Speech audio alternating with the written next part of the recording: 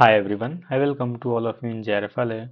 सो UGC NET paper one के जो भी मोस्ट इंपॉर्टेंट पीवाईक्यूज हैं, किससे रिलेटेड, टीचिंग एप्टीट्यूड से रिलेटेड, अब हम उनको यहाँ पर देखेंगे।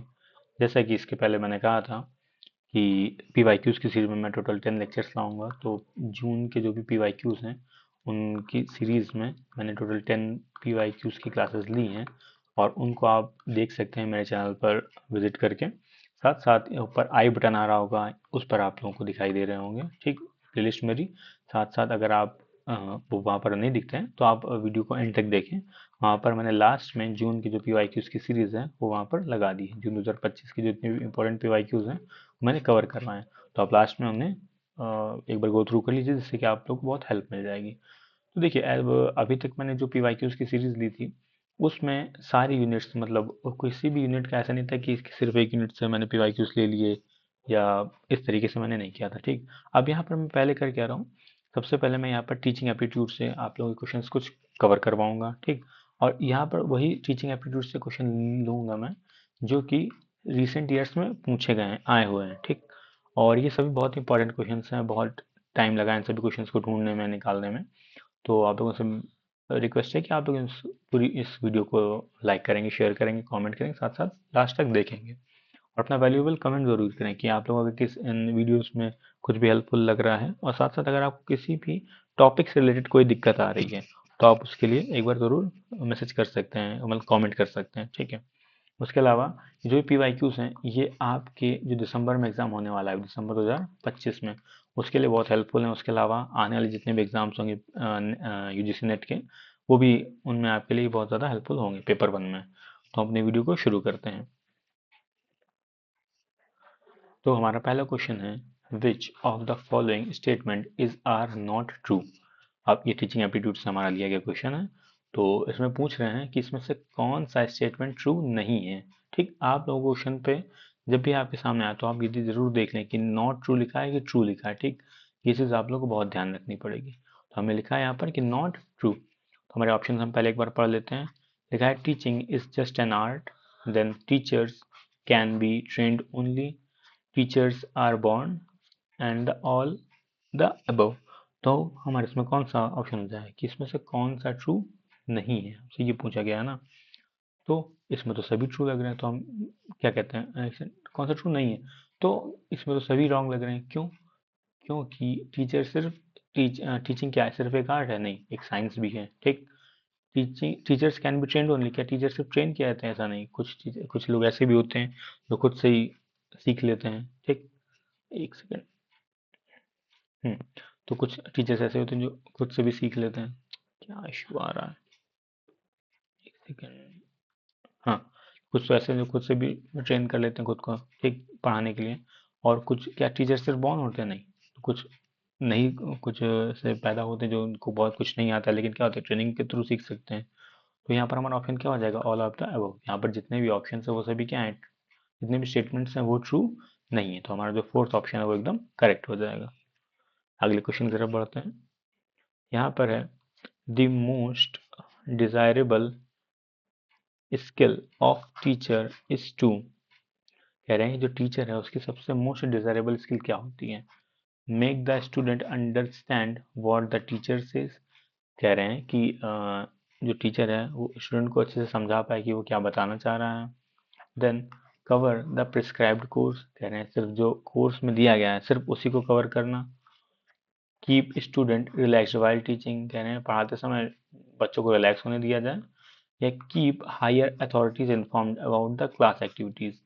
कह रहे हैं कि जो भी हायर अथॉरिटीज हैं क्लास, स्कूल की या फिर किसी कॉलेज की, या फिर कहा जाए जो भी हायर एजुकेशन हैं, इंस्टीट्यूशन हैं उनकी, तो उनको आप क्लास की एक्टिविटीज़ के बारे में लगातार क्या करें, इन्फॉर्म करें। तो देखिए यहाँ पर बहुत इजी ऐसे क्वेश्चन टीचिंग एप्टीट्यूड की जो भी आते हैं आपको बिल्कुल गलत नहीं करना है, ठीक। बस आपको करना है कि आपको एक बार अच्छे से पढ़ लेना है, समझ लेना है। यहाँ लिखा है कि हायर अथॉरिटीज़ को इन्फॉर्म करना, तो भाई कह रहे हैं कि डिजायरेबल स्किल क्या है टीचर की, तो ये हायर अथॉरिटीज़ को इन्फॉर्म करेगा? बिल्कुल नहीं, हट जाएगा, ठीक। फिर लिखा है keep student relax while teaching. कह रहे हैं कि जब आप पढ़ा रहे हैं तो क्या स्टूडेंट्स क्या रिलैक्स करेंगे? बिल्कुल नहीं। फिर cover cover the prescribed course. सिर्फ जो भी कोर्स में दिया गया है आप उसी को कवर करेंगे? बिल्कुल नहीं। तो हमारा फर्स्ट ऑप्शन क्या है, make the student understand what the teacher says. कह रहे हैं कि टीचर ने क्या कहा है वो बच्चे समझ पाए। ठीक, तो हमारा सही ऑप्शन क्या हो जाएगा? हमारा फर्स्ट ऑप्शन है वो एकदम, एक सेकंड क्लियर कर दूं, हमारा फर्स्ट ऑप्शन है वो एकदम करेक्ट हो जाएगा। Then the next question. अब यहाँ पर है कि which of the following is the sequence of different level of teaching. जैसा कि आप लोगों को पता होगा कि टीचिंग एप्टीट्यूड में 3 लेवल्स हैं टीचिंग के। एक है मेमोरी लेवल, एक सेकेंड, हाँ एक है मेमोरी लेवल, ठीक, फिर एक है अंडरस्टैंडिंग लेवल, और जो लास्ट है वो है रिफ्लेक्टिव, रिफ्लेक्टिव। ठीक, ये 3 लेवल्स हैं टीचिंग के। अब किस तरीके से हैं, मेमोरी का बताया, अंडरस्टैंडिंग का बताया या रिफ्लेक्टिव का बताया, तो हमें यहाँ पर ये बताना है। तो ऑप्शन हम पढ़ लेते हैं।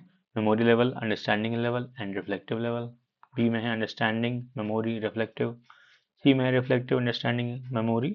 एंड डी में है मेमोरी, रिफ्लेक्टिव एंड अंडरस्टैंडिंग। तो यहाँ पर मैं आप लोगों को बताना चाहूँगा ये सारे ऑप्शन गलत होंगे नीचे के। हमारा जो पहला ऑप्शन है वही सही है, पहला memory, then understanding, then reflective. Short में मैं आंसर के बारे में थोड़ा सा आप लोग को एक बार बता देता हूँ, एक सेकेंड। देखिए, जब बच्चे छोटे होते हैं, ठीक, तो उनमें क्या होता है मेमोरी लेवल, मतलब उनकी रूट लर्निंग कराई जाती है, मतलब उन्हें रटाया जाता है, जैसे 2 1 2 या फिर कोई भी पोम हो गई, बाकी चीज़ें हो गई, ठीक, उन्हें रटाया जाता है। तो क्या वो क्या हो गया, मेमोरी लेवल। फिर जब बच्चे थोड़े बड़े होते हैं, जैसे 8th क्लास में आ गए, 8th से ऊपर 9th में आ गए, तो उनमें थोड़ा बहुत अंडरस्टैंडिंग आ जाती है, तब वो क्या करते हैं, कॉन्सेप्ट्स को, बाकी चीज़ों को समझ सकते हैं। ठीक, और फिर रिफ्लेक्टिव क्या होता है कि आप चीज़ों को अपने आप समझ सकते हैं और नई नई थ्योरीज को बना सकते हैं। तो किस में आएगा, रिफ्लेक्टिव। तो हमारा जो सही ऑप्शन है वो ए हो जाएगा। सबसे पहले क्या आती है, memory, then understanding, then reflective. ठीक, तो हमारा जो फर्स्ट ऑप्शन है वो एकदम करेक्ट हो जाएगा। तो अगले क्वेश्चन की तरफ बढ़ते हैं। यहाँ पर है कि which of the following is an independent variable in teaching learning process. कह रहे हैं कि जो टीचिंग और लर्निंग का प्रोसेस है उसमें इनमें से कौन सा इंडिपेंडेंट वेरिएबल है। तो कह रहे हैं टीचर, स्टूडेंट, इंस्टीट्यूशन या पेरेंट्स। तो इंडिपेंडेंट वेरिएबल क्या है? देखिए, इंडिपेंडेंट वेरिएबल वो होता है कि जिसके चेंज होने से, जैसे इंडिपेंडेंट वेरिएबल वो इनके चेंज होने से जो डिपेंडेंट वेरिएबल है उस पर क्या पड़े, असर पड़े। ठीक, डायरेक्टली असर पड़ता है इंडिपेंडेंट के चेंज होने से। तो अब मान लीजिए अगर टीचर एक हम इंडिपेंडेंट वेरिएबल मान लेते हैं, ठीक, अगर उस पर कोई भी इफेक्ट पड़ता है, कोई भी चेंज आता है, क्या स्टूडेंट पर पड़ेगा? जी बिल्कुल पड़ेगा। यहाँ पर इंडिपेंडेंट वेरिएबल क्या होगा, जो हमारा ए ऑप्शन है टीचर, वही हमारा क्या होगा, एक इंडिपेंडेंट वेरिएबल है कि अगर उस वो चेंज होता है तो स्टूडेंट्स में भी थोड़ा बहुत चेंज आएगा। तो फिर अगले क्वेश्चन की तरफ बढ़ते हैं। हाँ, in context of dynamic teaching environment which of the following statement are true. कह रहे हैं कि जो डायनेमिक टीचिंग एनवायरनमेंट है उससे रिलेटेड यहाँ पर कुछ स्टेटमेंट दिए गए, हमें बताना कौन सा ट्रू है। देखा, teacher is a dependent variable and student is independent variable. ठीक है, teacher is an independent variable and student is a dependent variable, then both teacher and student are intervening variables, और द फोर जो D है वो है none of the above. तो जैसा कि अभी हमने पहले इसके जो पहले क्वेश्चन बताया, ठीक, वहाँ पे टीचर क्या होता है, एक इंडिपेंडेंट वेरिएबल होता है, जिसकी वजह से क्या होगा कि किस पे इफेक्ट पड़ता है, जो भी स्टूडेंट्स होते हैं उन पे। हमारा जो बी ऑप्शन है, क्या teacher is an independent variable, ठीक, हाँ बिल्कुल, टीचर क्या एक इंडिपेंडेंट वेरिएबल है और स्टूडेंट क्या एक डिपेंडेंट वेरिएबल है। तो हमारा जो बी ऑप्शन है वो एकदम करेक्ट हो जाएगा। Then the next question, at which of the following teaching level classroom environment is required to sufficiently open and independent। कह रहे हैं किस लेवल ऑफ टीचिंग में जो क्लास का एनवायरनमेंट है वो क्या होना चाहिए, ओपन और इंडिपेंडेंट होना चाहिए। तो किस में होना चाहिए, रिफ्लेक्टिव होना चाहिए। मेमोरी में क्या होता है, जो बच्चे रटते हैं, अंडरस्टैंडिंग में थोड़ा बहुत समझ पाते हैं। रिफ्लेक्टिव में क्या होगा, ओपन और इंडिपेंडेंट, मतलब जो टीचर पढ़ा रहा है, एक सेकेंड, जो टीचर पढ़ा रहा है और जो स्टूडेंट पढ़ा रहा है, ठीक, दोनों के बीच में क्या होना चाहिए, एक क्या कहेंगे, दोनों तरफ से कम्युनिकेशन होना चाहिए। ठीक, ऐसे समझ लीजिए ओपन भी है, इंडिपेंडेंट भी है, कि टीचर जो चाहे वो उससे पूछ सकता है, स्टूडेंट भी उससे पूछ सकता है, बता सकता है। Then the next question, the classification of cognitive domain was presented by. कह रहे हैं जो कॉग्निटिव डोमेन थ्योरी है, कौन सी, कॉग्निटिव डोमेन थ्योरी, ठीक, तो उसका क्लासिफिकेशन किसने किया है, बेंजामिन ब्लूम ने, स्किनर ने, क्रैथवॉल ने या सिम्पसन ने। तो देखिए सबसे फेमस यही है कॉग्निटिव डोमेन थ्योरी, ठीक। तो किसने किया है? बेंजामिन ब्लूम ने। तो हमारा जो क्या हो रहा है, तो हमारा जो ए ऑप्शन है बेंजामिन ब्लूम वो एकदम सही हो जाएगा। Then the next question, to make use of previously learn material in new situation. कह रहे हैं आपने जो भी प्रीवियसली लर्न मटेरियल हैं उनका यूज क्या करते हैं आप किसी एक नई सिचुएशन में करें, किसमें? एक नई सिचुएशन में। तो हमसे क्या कहेंगे? कॉम्प्रिहेंशन, एप्लीकेशन, नॉलेज या एनालिसिस। तो क्या कहेंगे? एप्लीकेशन कहेंगे। मतलब जो आपकी पिछली नॉलेज है आप उसका यूज किसी एक नई सिचुएशन में करते हैं तो क्या कहलाएगा? एप्लीकेशन। मतलब एक जगह से आपने सीखा और उसको दूसरी जगह क्या कर दिया? अप्लाई कर दिया, तो वही क्या कहलाएगा? एप्लीकेशन कहलाएगा। तो हमारा जो बी ऑप्शन है वो एकदम करेक्ट हो जाएगा। देन द नेक्स्ट क्वेश्चन, अरे अरे फिर से इशू आ गया, एक सेकेंड।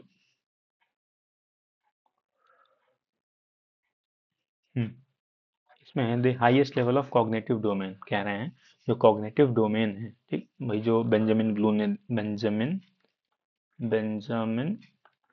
ने दी है, ठीक, कॉग्निटिव डोमेन की जो थ्योरी दी है उसमें सबसे हाईएस्ट लेवल पे क्या है, ठीक? सिंथेसिस है, एनालिसिस है, कॉम्प्रिहेंशन है या इवेल्युएशन है। तो जो कॉग्निटिव डोमेन है उसमें सबसे लास्ट में या फिर कहा जाए कि हाईएस्ट लेवल पे क्या होता है? इवेल्युएशन। मतलब इवेल्युएट आप करते हैं सबसे लास्ट में। मतलब जो बेंजामिन ब्लूम ने थ्योरी दी उसमें जो हाईएस्ट लेवल है कॉग्निटिव डोमेन का वो है इवेल्युएशन। तो हमारा जो डी ऑप्शन है वो एकदम करेक्ट हो जाएगा। Then the next question, at authoritarian level teaching is. कह रहे हैं अथॉरिटेरियन लेवल पर टीचिंग क्या है? टीचर सेंटर्ड है, चाइल्ड सेंटर्ड है, हेडमास्टर सेंटर है या एक्सपीरियंस सेंटर है। अथॉरिटेरियन लेवल का यहाँ पर मतलब समझिए कि किसी के पास अथॉरिटी है और उसका उपयोग भी कर सकता है और दुरुपयोग भी कर सकता है, ठीक। उसको गलत तरीके से भी यूज कर सकता है।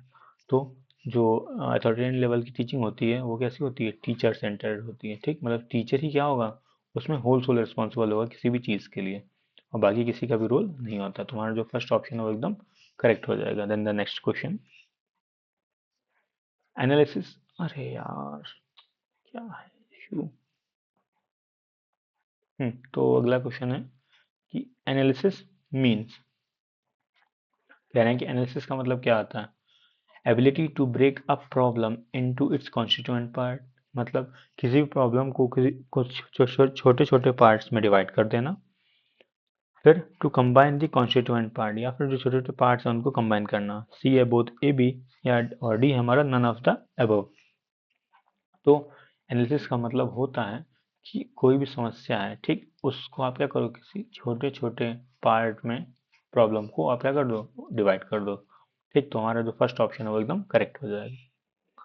Then the next question, effective teaching includes. कह रहे हैं जो इफेक्टिव टीचिंग है उसमें क्या क्या आता है? कह रहे हैं कि teacher is active but students में और में नॉट बी एक्टिव। देखिए जहाँ पर मैं आया फिर आया मे नॉट। कह रहे हैं टीचर तो एक्टिव रहेंगे लेकिन जो स्टूडेंट है वो एक्टिव नहीं रख सकते इफेक्टिव टीचिंग में। तो क्या ये सही होगा ऑप्शन? बिल्कुल नहीं, कट कर देते हैं। बी देखते हैं, टीचर में बी एक्टिव और inactive but students are active. कह रहे हैं सिर्फ स्टूडेंट एक्टिव रहे, टीचर चाहे एक्टिव रहे चाहे एक्टिव, ये भी गलत हो जाएगा। फिर सी कह रहा है कि teacher is active and students are active.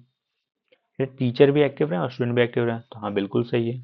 और डी अगर तो बिल्कुल नहीं होगा, ठीक। तो हमारा जो सही ऑप्शन है वो क्या हो जाएगा? हमारा सी, कि टीचर भी एक्टिव रहेंगे और स्टूडेंट्स भी एक्टिव रहेंगे। Then the next question, which of the following statement is not correct. हमसे पूछ रहे हैं कि इसमें से कौन सा ऑप्शन या फिर कौन सा स्टेटमेंट करेक्ट नहीं है। लिखा है a good communicator can not be a good teacher. कह रहे हैं अच्छा हमें बताना है कि कौन सा करेक्ट नहीं है। कह रहे हैं कि जो गुड कम्युनिकेटर है क्या वो एक अच्छा टीचर नहीं बन सकता है, ठीक। दूसरा पढ़ते हैं, a good communicator has good sense of humour. कह रहे हैं जो गुड कम्युनिकेटर है क्या उसका सेंस ऑफ ह्यूमर अच्छा होगा, ठीक है। अगला पढ़ते हैं, a good communicator has wide reading knowledge. कह रहे हैं कि जो गुड कम्युनिकेटर होगा उसकी जो रीडिंग नॉलेज है क्या ज़्यादा होगी, ठीक है। फिर a good communicator has command over language, ठीक। अब यहाँ पर देखिए जो भी क्या कहते हैं स्टेटमेंट क्या होगा, थोड़ा सा भी हमको निगेटिव लगेगा हम उसे हटा देंगे। और लास्ट इस वाले में क्या लिखा है? गुड कम्युनिकेटर जो होता है वो बहुत सारे लैंग्वेजेस पे कमांड होती है, बिल्कुल होती है, ठीक। गुड कम्युनिकेटर के पास वाइड रीडिंग नॉलेज होती है, बिल्कुल। गुड कम्युनिकेटर के पास गुड सेंस ऑफ ह्यूमर होता है, हाँ बिल्कुल होता है। ठीक, ये देखिए गुड सेंस ऑफ ह्यूमर होता है, ठीक। लेकिन good communicator can not be a good teacher, कह रहे हैं कि जो गुड कम्युनिकेटर है क्या वो अच्छा टीचर नहीं हो सकता? तो ऐसा तो कुछ भी नहीं है। तो हमारा जो फर्स्ट ऑप्शन है वो एकदम करेक्ट हो जाएगा, क्योंकि हमें यहाँ पे क्या पूछा था, कौन सा स्टेटमेंट ट्रू नहीं है या फिर करेक्ट नहीं है। तो अपने अगले क्वेश्चन की तरफ बढ़ते हैं। A teacher will become an effective communicator if, कह रहे हैं कि जो टीचर है वो तभी एक इफेक्टिव कम्युनिकेटर बन सकता है, कब? ही यूजेस इंस्ट्रक्शनल फैसिलिटीज, कह रहे हैं कि जो भी इंस्ट्रक्शनल फैसिलिटीज दी जाएंगी सिर्फ उन्हें ही मान लेना। Then he helps student get meaning out of what he teachers, और जो टीचर है वो सिर्फ बच्चों को मदद कर दे कि जो भी चीज़ उसने पढ़ाई है उसकी मीनिंग जानने में।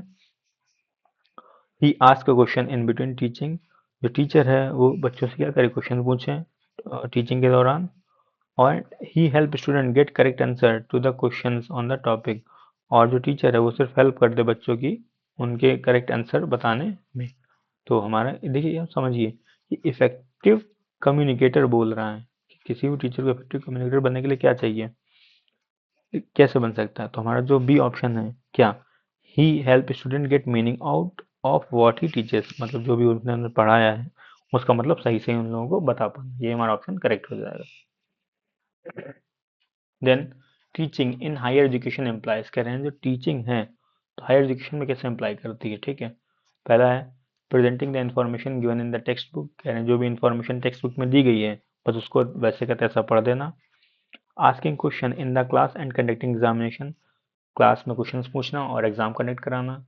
Helping student prepare for the pass for and pass the examination, बच्चों की मदद करना जिससे कि वो प्रिपेयर कर सकें और एग्जाम को पास कर पाएँ सिर्फ।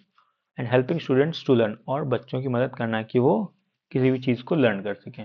देखिए बाकी सारे ऑप्शन यहाँ पर हमारे क्या निगेटिव हैं, लेकिन जो हमारा डी ऑप्शन है कि बच्चों को क्या करना, हेल्प करना जिससे कि वो लर्न कर सकें, वो एकदम करेक्ट हो जाएगा। तो हमारा जो डी ऑप्शन है वो एकदम करेक्ट हो जाएगा। सो आज की वीडियो में हम लोग बस इतना ही रखते हैं और थैंक्स फॉर वॉचिंग। और इसी वीडियो के एंड में आप लोगों को जून की PYQs की प्लेलिस्ट दिख रही होगी, आप उसको एक बार चेकआउट ज़रूर कर लीजिए। जो भी जून में PYQs आए उन्हें आप ज़रूर एक बार देख लीजिएगा। साथ साथ मैं यहाँ पर दिसंबर की PYQs की भी प्लेलिस्ट लगा दे रहा हूँ, दिसंबर 2024 की जो PYQs थे उनकी प्लेलिस्ट को भी मैं यहीं पर लगा दे रहा हूँ, आप लोग एक बार चेकआउट ज़रूर कर लीजिए, आप लोगों के लिए बहुत हेल्प होगी। So please like comment and share, और आप लोग को अगर किसी और चीज़ में दिक्कत आ रही किसी और यूनिट में तो आप प्लीज़ कमेंट कीजिए, जिससे कि मैं उसी से रिलेटेड वीडियोस को और बना सकूं। और हमारे चैनल को सब्सक्राइब कर लीजिए JRF आले। तो थैंक यू।